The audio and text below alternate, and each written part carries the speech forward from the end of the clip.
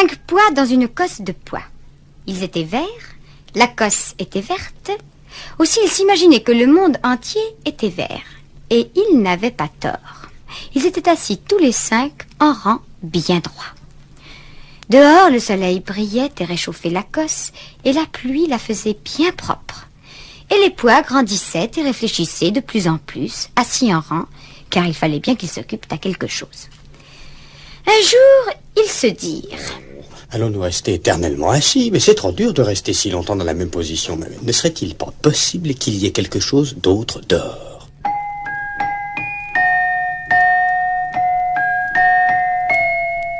Les semaines passèrent, les pois jaunirent, et la cosse jaunit aussi. Oh, le monde entier devient jaune. Et comment aurait-il pu dire autre chose?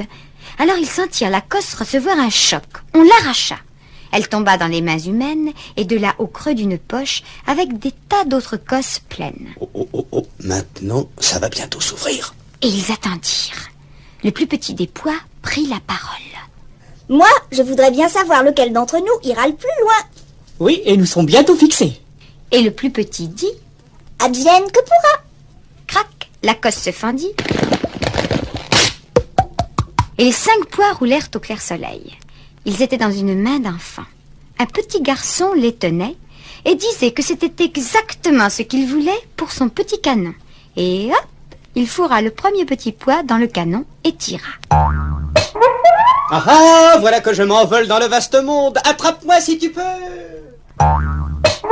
Moi, je m'envole droit vers le soleil. Les 2 autres dirent: Nous dormirons là où nous arriverons. Oui, mais nous allons rouler un peu, hein? Et ils se mirent à rouler sur le parquet avant d'être fourrés dans le petit canon, ce qui finit quand même par leur arriver. C'est nous qui allons le plus loin. Mais le 5e s'envola dans l'air. Advienne que pourra. Et il arriva jusqu'à une vieille planche sous une fenêtre de mansarde, dans une fente remplie de mousse et de terreau. La mousse lui fit un petit nid, et il resta caché là. Advienne que pourra.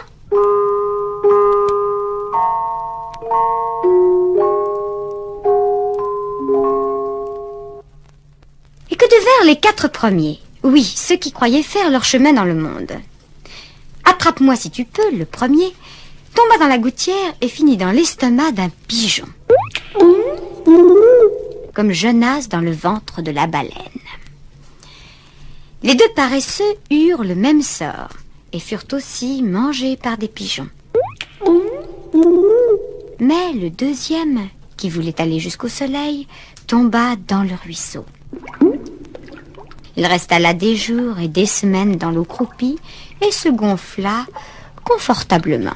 Ah, je deviens bien beau et bien grand. Je vais sûrement éclater et mes morceaux iront plus loin qu'aucun morceau de pois n'a jamais été ou n'ira jamais. Je suis vraiment le plus remarquable des 5 qui sont sortis de la même cosse.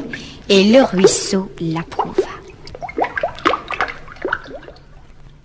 Mais revenons au 5e qui était tombé sur la petite fenêtre.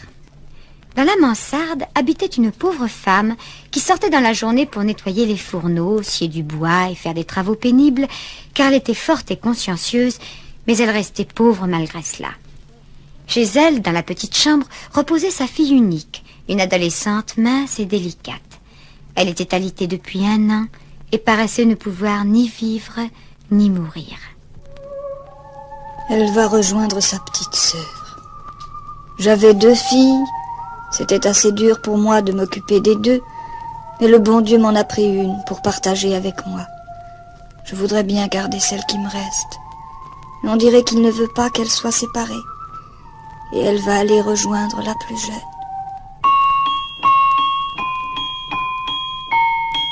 C'était le printemps, et par un beau matin, au moment où la mère allait partir à son travail, le soleil se mit à briller par la petite fenêtre, éclaira l'appui, et la fillette malade regarda par la vitre.